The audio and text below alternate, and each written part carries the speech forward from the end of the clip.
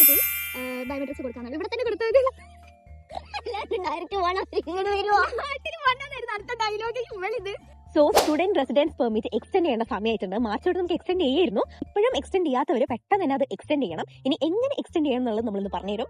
കുറച്ച് ക്വസ്റ്റൻസ് ഒക്കെ വന്നിട്ടുണ്ടായിരുന്നു. എങ്ങനെയാണ് എക്സ്റ്റൻഷൻ അപ്ലൈ ചെയ്യേണ്ടത്, എന്തൊക്കെ ഡോക്യുമെന്റ്സ് വേണം, തിരിച്ച് ഇന്ത്യയിൽ പോകണമെന്നൊക്കെ. ഇന്ത്യയിൽ ഒന്നും പോകണ്ട. അപ്പോൾ നമ്മൾ എങ്ങനെയാണെന്നുള്ളത് പറഞ്ഞുതരാം. അപ്പോൾ ആദ്യം നമ്മൾ ചെയ്യേണ്ടത് മൈഗ്രേഷൻ സർക്കിറ്റ് കഴിഞ്ഞ തവണ നമ്മൾ ചെയ്ത അതേ വെബ്സൈറ്റിൽ നമ്മുടെ അക്കൗണ്ട് ഉള്ളതിൽ തന്നെ നമ്മൾ ലോഗിൻ ചെയ്തിട്ട് ഫസ്റ്റ് നമ്മൾ ആപ്ലിക്കേഷൻ സബ്മിറ്റ് ചെയ്യണം. അപ്പോൾ അതിന് വേണ്ട ഡോക്യുമെന്റ്സ് എന്ന് പറയുന്നത് ബാങ്ക് സ്റ്റേറ്റ്മെന്റ് വേണം. അതുപോലെ ലാഡോക്ക് നിങ്ങൾക്ക് ഇതുവരെയുള്ള ക്രെഡിറ്റ്സിന്റെ ഒരു സർട്ടിഫിക്കറ്റ് ഉണ്ടാവില്ല. ലാഡോക്ക് നമ്മൾ ആ സർട്ടിഫിക്കറ്റ് ഡൗൺലോഡ് ചെയ്യണം. അതേപോലെ തന്നെ ഇനി ഫ്യൂച്ചറിൽ എടുക്കാൻ പോണ കോഴ്സ് ഏതൊക്കെയാണെന്നുള്ളതിന്റെ ഒരു ക്ലാരിഫിക്കേഷൻ നമ്മളവിടെ സബ്മിറ്റ് ചെയ്യണം. നമ്മൾ ഈ ആപ്ലിക്കേഷൻ ചെയ്യുന്ന സമയത്ത് നമ്മൾ അഡ്രസ്സ് ചോദിക്കും. ആ അഡ്രസ്സ് നാട്ടിലെ അഡ്രസ്സ് കൊടുക്കാണ്ട് ഇപ്പൊ നിങ്ങൾ കറന്റ് ഇവിടെയാണല്ലോ ഉള്ളത്. അപ്പോൾ ഇവിടുത്തെ അഡ്രസ്സ് തന്നെ കൊടുക്കാൻ നോക്കുക. എന്നിട്ട് ആപ്ലിക്കേഷൻ വെക്കുക. ആപ്ലിക്കേഷൻ സബ്മിറ്റ് ചെയ്യുമ്പോൾ നമ്മൾ ആദ്യം ചെയ്ത പോലെ തന്നെ 1500 SCK നമ്മൾ അടയ്ക്കണം. ആ ഒരു പൈസ അടച്ചിട്ട് നമുക്ക് വെയിറ്റ് ചെയ്യാം. ഇനി അടുത്ത സ്റ്റെപ്പ് എന്ന് പറഞ്ഞാൽ നമ്മൾ ബയോമെട്രിക്സ് സബ്മിറ്റ് ചെയ്യാൻ വേണ്ടിയിട്ടാണ്. അപ്പോൾ അത് നമ്മൾ വെബ്സൈറ്റിൽ കയറി സ്ലോട്ട് ബുക്ക് ചെയ്തതിന് ശേഷം നമുക്ക് പോയി അത് ചെയ്യാം. നമ്മളത് ഡിസിഷൻ മെയിൽ കിട്ടാൻ വേണ്ടിയിട്ട് വെയിറ്റ് ചെയ്യണം. അതിന് മുന്നേ തന്നെ നമുക്ക് പോയി ചെയ്ത് തീർക്കാവുന്നതാണ്. സോ കുറച്ച് ദിവസം കഴിഞ്ഞാൽ, കുറച്ച് ദിവസമല്ല കുറച്ച് കാലമൊക്കെ കഴിഞ്ഞാൽ റെസിഡൻസ് പെർമിറ്റ് പുതിയത് ഗ്രാൻഡ് ആയി പറഞ്ഞിട്ട് ഒരു മെയിൽ വരും. പിന്നെ നമുക്ക് അവിടെ പോയിട്ട് അത് കളക്ട് ചെയ്യാം. ഇത്ര തന്നെ ഉള്ളൂ.